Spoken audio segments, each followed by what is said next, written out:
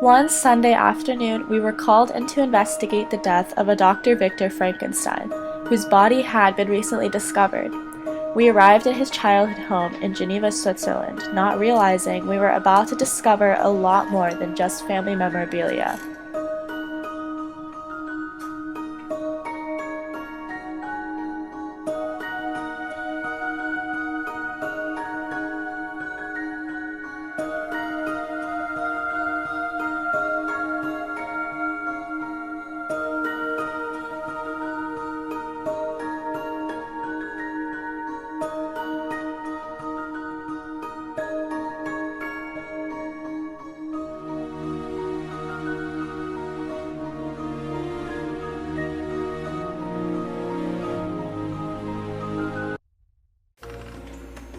I am leaving Geneva today on my mission.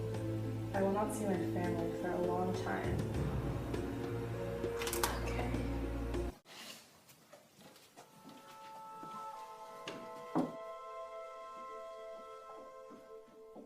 Oh my gosh, look.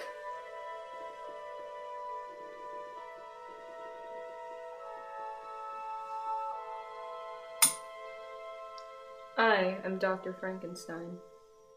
Wait, you're supposed to be dead. Why are you here? In my house. We're just detectives. We're here to solve the case of your murder. So why are you here? Yeah, you're supposed to be dead. Something is keeping me here. I can't find peace, ever. I haven't had my revenge yet. What revenge? What are you talking about? I'll have to start from the beginning. It begins with the childhood I thoroughly enjoyed, due to the gift I received, my future wife. She became the light of my life and a source of everlasting love. On my mom's deathbed, our future union was pressed upon us, without my hesitation. We were raised together, and I came to appreciate her love of nature. She enjoyed the outer qualities of the world she envisioned to be perfect, while I was more enraptured by the intrinsic values of the environment. Was that the spark that led to your fascination with the natural world? You could say that, for once I encountered that world, everything changed. I found a book on modern philosophy one rainy day and was immediately in love. I read all books day and night to further learn of this amazing world I had come to be a part of. I closed off my family and furthered my education at Ingolstadt. I studied electricity after witnessing lightning hitting a tree. This increased my nature observations to the point when I discovered the secret of life and death. What was the secret you speak of? I cannot tell you. Let's just say it was what led to my ultimate demise.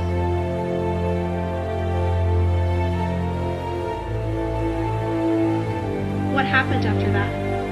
I explored the countryside in my efforts to forget the creature I regretfully brought to life.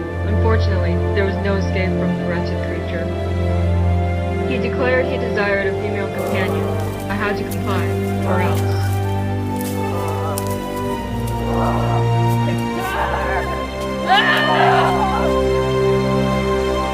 Clearly, this tormented my conscience and led me to regret this hazardous decision.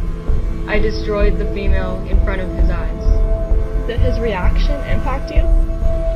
His "I will be with you on your wedding night" haunted me to no avail.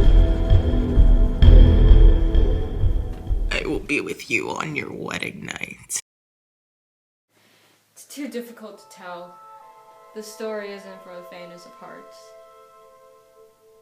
No, what are you talking about? You have to tell us the rest of the story. We can handle it. You have to tell us. Yeah, please. Story. How ironic. Whoa, what? Oh my god, he's gone. Where did it go? Let's get out of here. This is weird.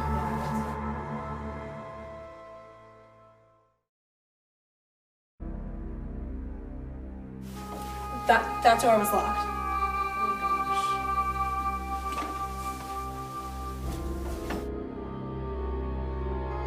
What is that?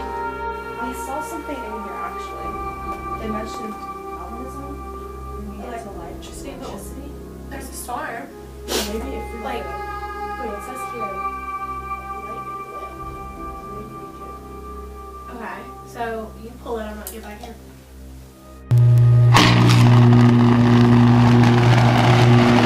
My gosh. Okay, well we should just move on. 'Cause We're no scientists. this is not We should good. just tell them that we can do this case.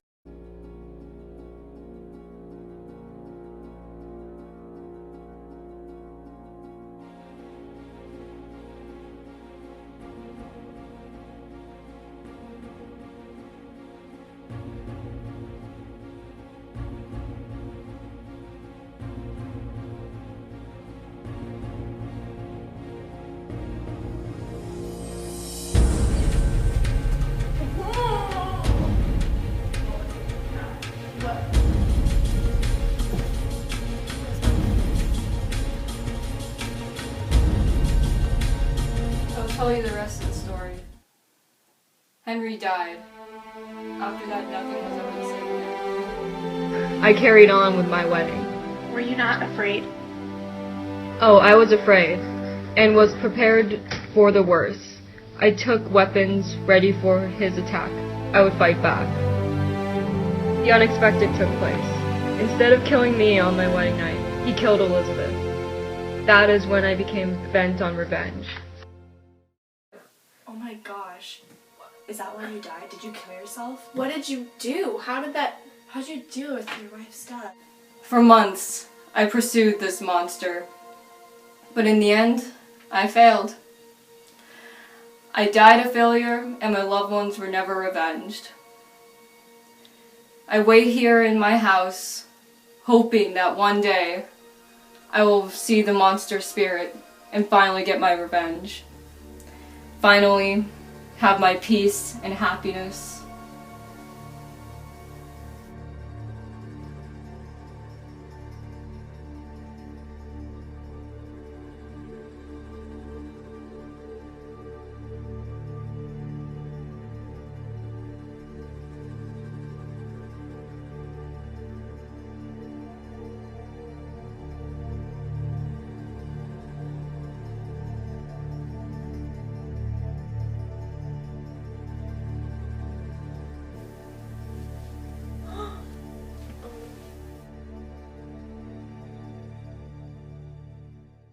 Who are you? Are you the monster?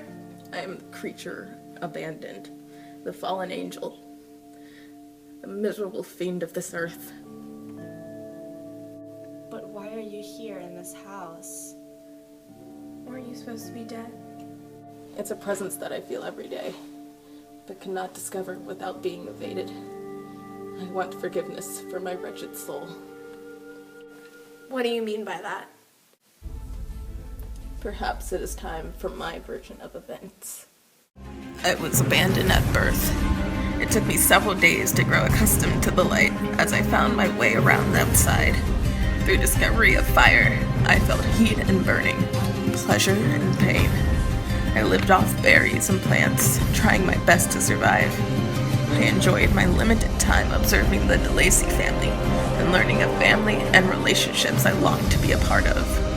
After my rejection, my love of humanity disappeared, and I found myself seeking revenge of the world, especially my creator. I killed his relation, William, a surprising discovery on my part.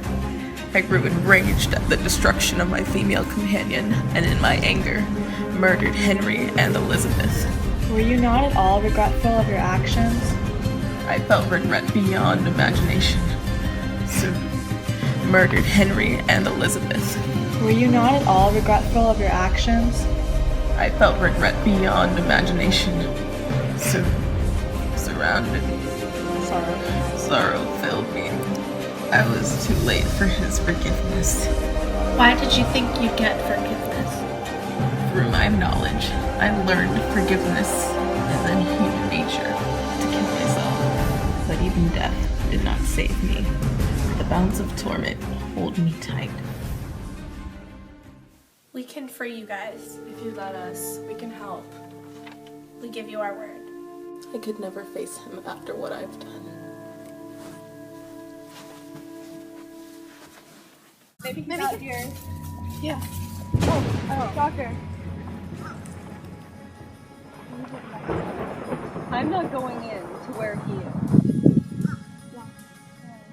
Because if I do, I will tear him apart with no regret. But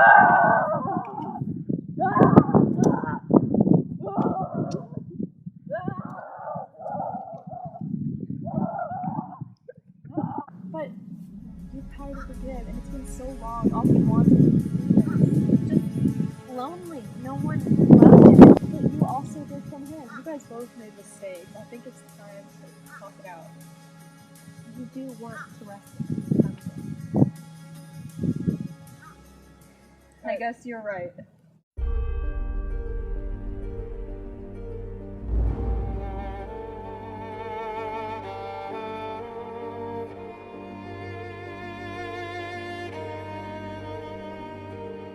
I know your anger is only a fraction of the guilt that I feel. You took away everything from me and taunted me after Elizabeth's death. I know, but I was enraged. I wasn't thinking clearly. My actions were wrong. I know that now. We saw right then and there the torment of two souls resulted from the different things they had wanted from their lives.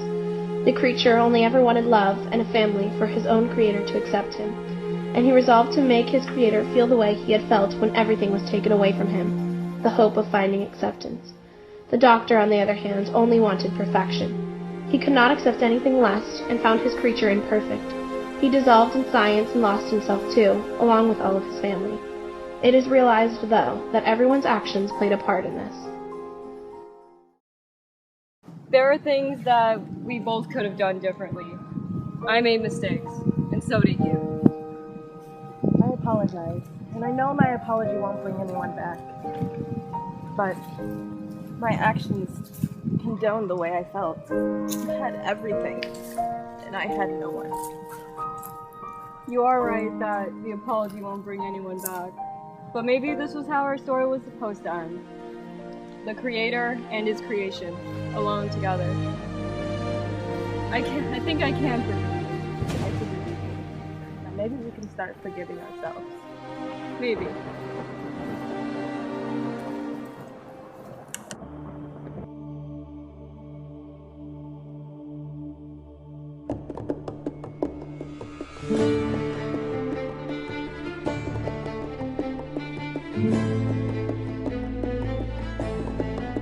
And thus ends our case report of the death of Dr. Frankenstein, the last of our career.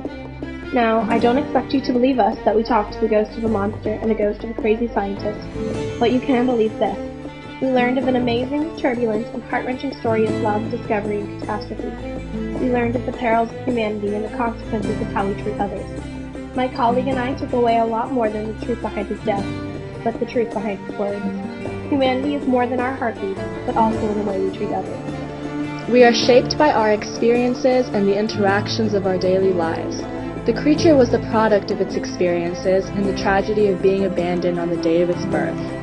The ambitious nature of mankind has extreme downfalls, and the doctor's actions highlighted the dangers of allowing ambition to consume your soul and shroud your humanity.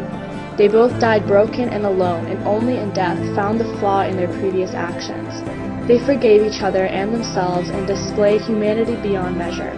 Events cannot be altered, but emotions can be mended. We have the capacity for good and evil, and how we act will determine the path we pursue.